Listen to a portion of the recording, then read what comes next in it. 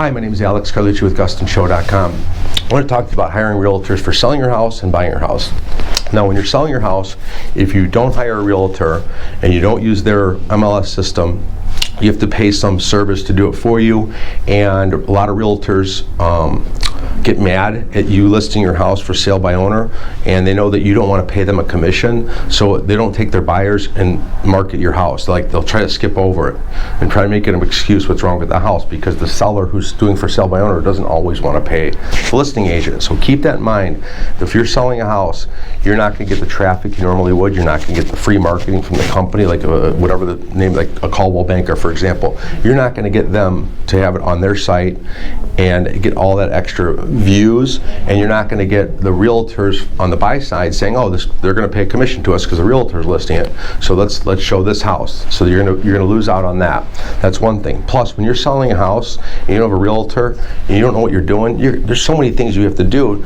Now you got to hire an attorney. Where are you going to get the attorney? The attorney's going to do all the work that the realtor's supposed to do. It gets real messy and things get real complicated, and you get really frustrated.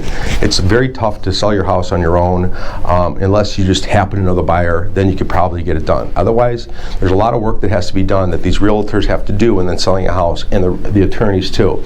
A lot of states don't have attorneys, so the realtors act as your attorneys. So they have to order payoffs for you, tell you like what kind of little nuances you have to do, like a condo certifications and get water bills paid. There's a lot of tedious things that if you try to do it on your own, you're going to make a mistake. You're going to get to the closing table and it can't close. So keep that in mind. Now, when you're a buyer side, all day long, get a realtor. It's free. They know what they're doing. They can tell if a house is overpriced.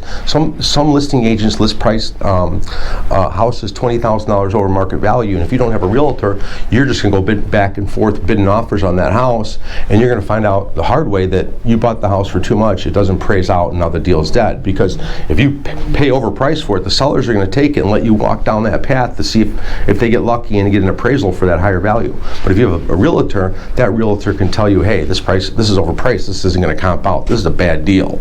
And plus, another thing that happens, the reasons realtors were invented is they are middlemen. So let's say your buyer and the seller is just a person, there's no realtors, and you guys are going back and forth. That seller takes his house personally. If you try to tell him his house is a piece of shit, it's not worth that much, he's going to get mad and you guys aren't going to make a deal. So realtors were invented almost to keep the buyers and sellers away from talking. I had a customer, even though there was realtors involved, where they're going back and forth bidding and offering, $200,000, she was bidding 180, they went down to 195, she went to 185. They're going back and forth. They got to a point where they dropped the price $5 on their counter offer. And that was an insult. That's like F you. So she was so mad, she didn't want to buy the house. It took her 3 days to get over that. So imagine if there wasn't realtors involved and she was talking to that person, there'd be no deal.